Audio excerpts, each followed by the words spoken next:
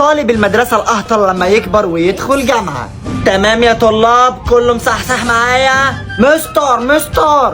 مستر اسمي دكتور يا حبيبي. دكتور ايه واحنا في مستشفى؟ طب ممكن اروح الحمام؟ مفيش هنا الكلام ده، خد حاجتك وامشي على طول. ايه ده؟ هو قفوش كده ليه يا اسطى؟ ماله؟ ايه ده؟